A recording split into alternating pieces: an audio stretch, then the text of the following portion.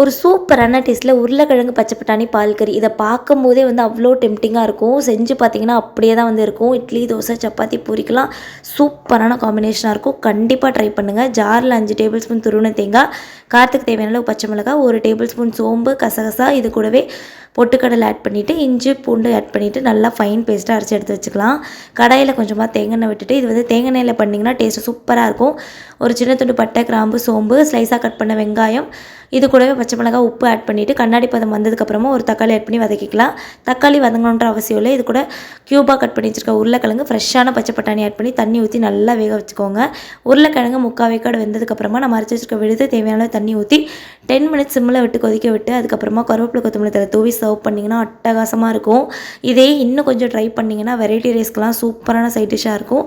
கண்டிப்பாக ட்ரை பண்ணுங்கள். இதே மாதிரி சூப்பரான ரெசிபீஸ்க்கு நம்மளோட சேனலை ஃபாலோ பண்ணிக்கோங்க. பாய்.